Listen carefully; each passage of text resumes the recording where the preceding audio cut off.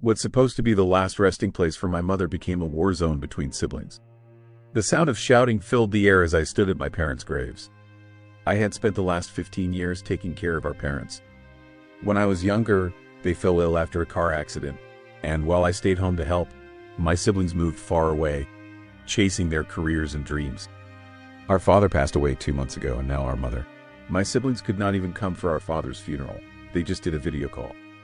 After that, they rarely called to ask about our mother. They were more interested in the house. My 2 siblings, who had spent most of their years away, had come back at last for the funeral, but most importantly to claim what they thought was rightfully theirs. Little did they know, their actions would tear our family apart. Now, standing there in my worn black suit, I felt a mix of anger and sadness. My parents were buried just a few feet away, but my siblings seemed more interested in fighting over property than mourning their loss. As soon as the ceremony ended, my brother Samuel was the first to speak up. "This house is ours too. You know that, right? Just because you stayed in it doesn't mean you get everything." His voice was sharp, like a knife cutting through the silence. "Everything. I've taken care of Mom and Dad after their car accident. I've sacrificed my whole life for them," I shouted back. It felt good to finally say it out loud, but it only fueled the fire. My sister, Amina, who had brought her 2 children, stood beside him, her face twisted in anger. "Sacrificed? Or just too afraid to leave this place?" She shot back, her kids now watching, wide-eyed, as the family drama unfolded. That's when the real fight began. The oldest daughter of Samuel also started yelling that they also were entitled to get a share of the house. Amina's son, a tall teenager named Musa, stepped forward. "You can't just kick us out, Uncle. This is our house too." His eyes were fierce, and I could see the influence of his mother in him. "Your mother didn't care about this house until now," I replied, but my words only ignited more shouting. Samuel and Amina were yelling at me, and soon, the funeral attendees were whispering and pointing, some even recording the scene on their phones. I felt a wave of despair wash over me. How had it come to this? We were once a family. I remembered the nights we spent around the house playing, sharing stories and laughing. Now, it felt like that was all gone. It felt like war. After the funeral, things escalated even more. Samuel and Amina came to the house, demanding I leave.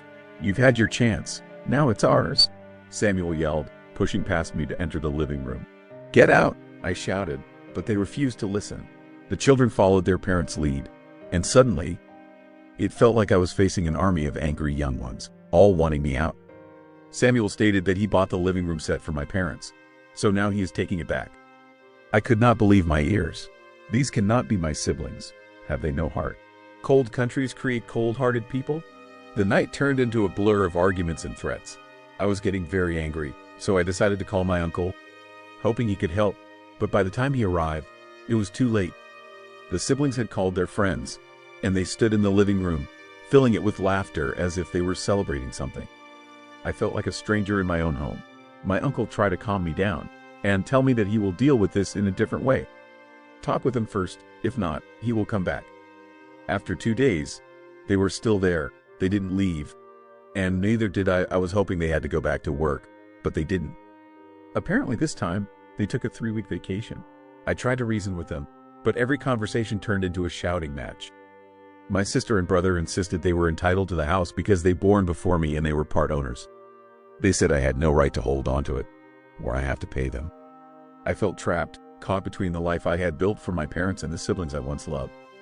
I remembered the countless nights spent caring for my parents, the doctor's visits, the medication schedules. I had sacrificed so much time in this family, this house, yet they treated me like I'm the intruder. I invested so much money in repairing the house when they didn't want to. One evening, I gathered my courage and confronted them. "We need to talk about this like adults. Mom and Dad would want us to remember the good times, not fight over material things." My voice firm.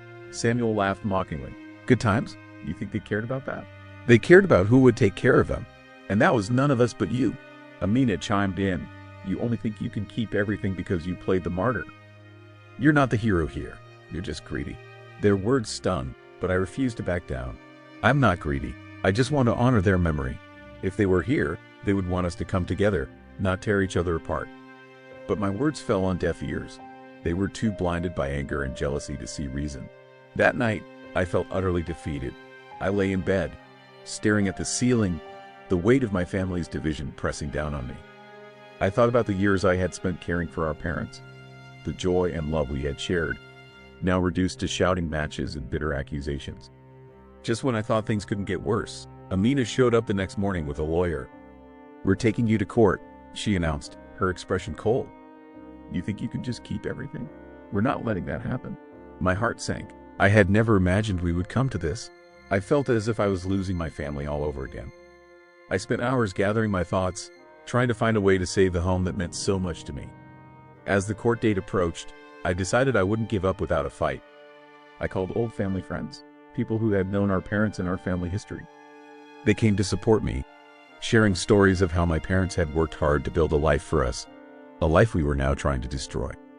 On the day of the hearing, I stood in front of the judge, my heart racing. Samuel and Amina sat across from me, their expressions unreadable. The judge asked me to speak, and I took a deep breath. "Your Honor, I'm not here to take everything for myself. I'm here to protect my parents' legacy. This house was built with love, and I've dedicated my life to caring for them. I ask my siblings to remember the love our parents shared with us, and to think about what they would want." The one thing the judge asked which made a huge impact: "Did you even go to the notary to see if there was a will, or you just decided to attack your brother firsthand? Where were you all these years? What have you contributed with to your parents when you were away all these years?" A silence fell over the courtroom. I could see Samuel shifting in his seat, the anger on his face wavering for a moment. Amina looked away, her eyes glistening with unshed tears. When the judge asked for their response, Samuel stood up, his voice shaky. I just thought I had the right to come back and claim what was mine. I didn't realize how hard it was for my younger brother." Amina followed, her voice quiet. "I didn't think about what he went through. I was just focused on what I wanted. I could feel the tension easing, a flicker of hope igniting in my chest. Maybe, just maybe, we could reach an understanding." After the hearing, we gathered outside the courtroom. The air was thick with uncertainty. Samuel looked at me, his eyes filled with remorse.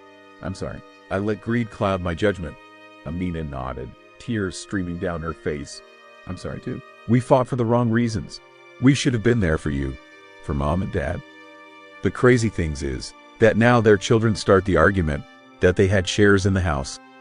Samuel and Amina made sure to stop them because they're still young and they can work hard to get their own things. My uncle also reminded them that if this didn't end up well, he would come with a bulldozer and put the house flat. So no one could fight for house. A house that I helped your father build from scratch, and now some smarty pants wants a fight for it. This is just so embarrassing. So make sure to patch things up and try to become a family again. We all agreed with our uncle.